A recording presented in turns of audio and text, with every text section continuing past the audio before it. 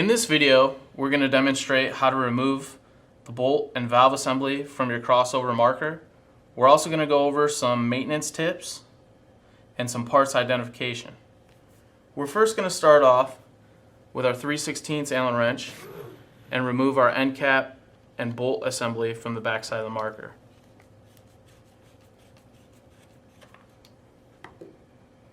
Go ahead and pull the bolt assembly from the back side of the marker.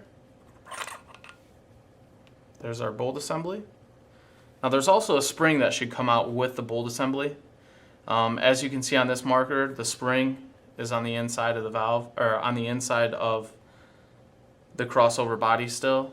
So what we'll do is we'll just kind of invert that, and you're just going to hit it on your palm.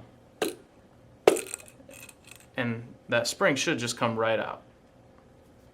So we'll go ahead, we'll set our crossover to the side, and we'll talk a little bit about the bolt assembly and the valve assembly here. So you have your bolt spring, or this is what returns your bolt after the marker is fired. You have your bolt, the power tube assembly, the main air valve assembly, and your end cap, which is held together by this valve pin. Now to disassemble this, I will usually use a smaller Allen wrench, like a 3/32, and we'll just push that pin out of the valve body.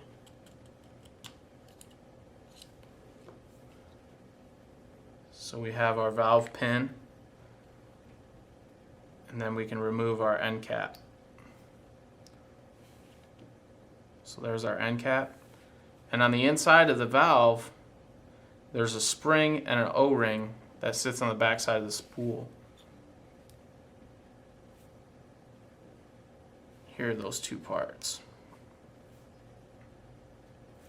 Now from there we have a spool that's left in there, and we'll go ahead, we'll get that out using our 3/16 Allen wrench. Now I typically don't like to use an Allen wrench. I personally like to use a number 2 pencil that hasn't been sharpened.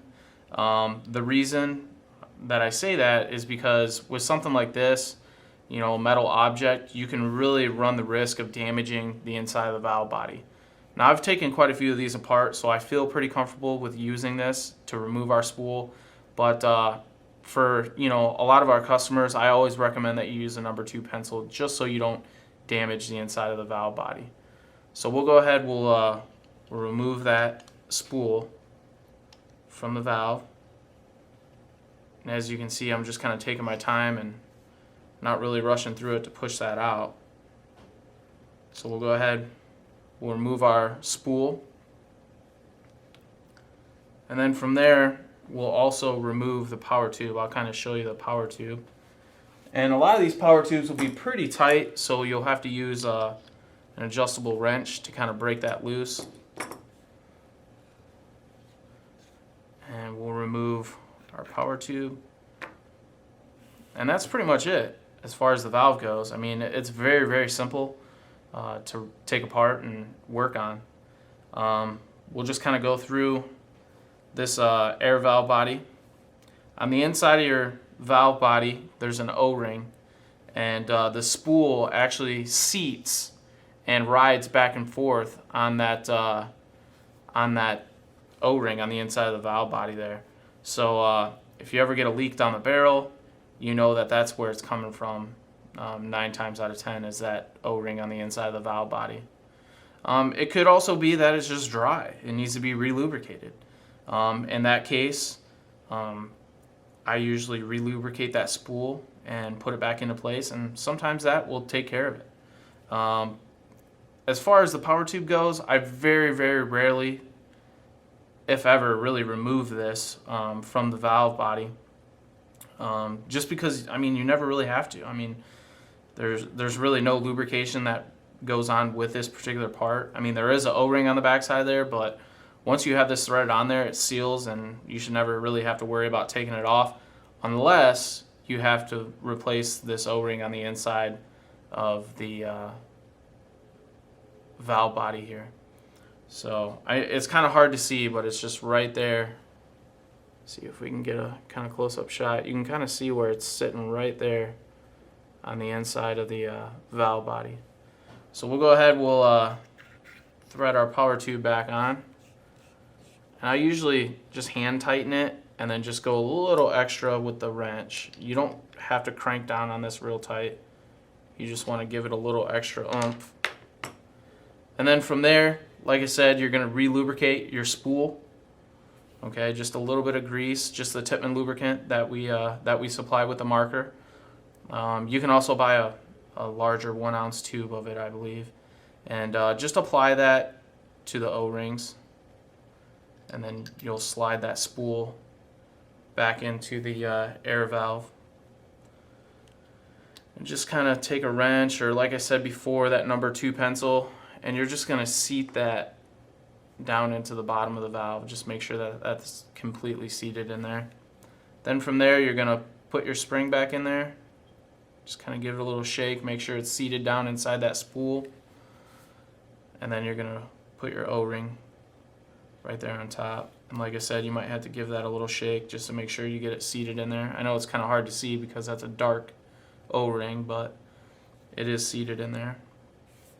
And then from there, I usually just add a little bit of lubricant to the to this O-ring on the end cap there, and then put our end cap back together. Now you'll see that there's we have 2 holes here. You have your hole in your main air valve body, and then you have your hole in your end cap, and you want to make sure that you obviously get those lined up. Now you'll notice that when you put your end cap back on, it's going to be under spring pressure at that point. So usually with my free hand, I'll hold that and then grab my pin and then push that back into the valve body.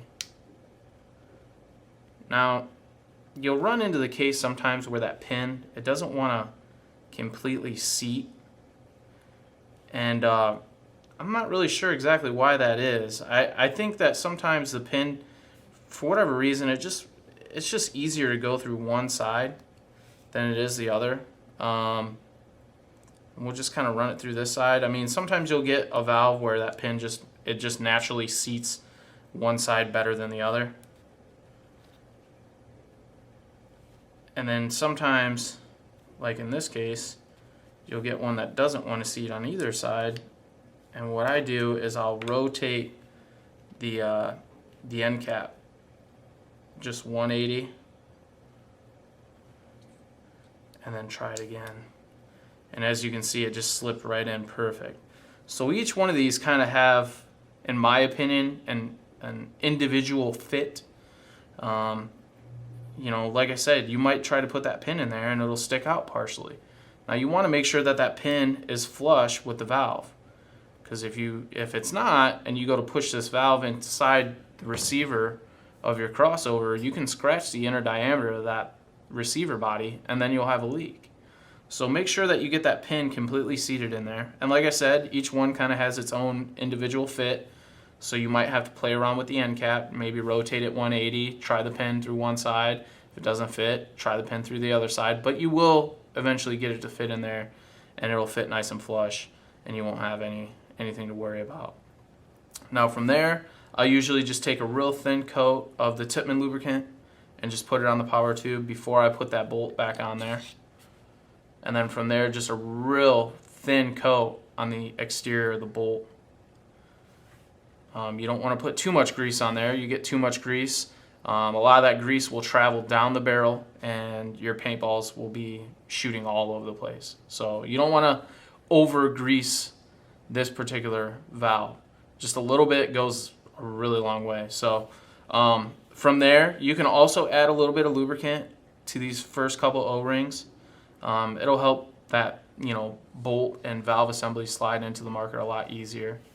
But one thing you want to be careful of is when you're going to put that bolt back into the marker, you'll notice that once you first get it in there, it'll be a little tight. Don't force it. If you force it, you'll cut these O-rings on the outside diameter of this valve body, and then you'll have a leak. So don't force it.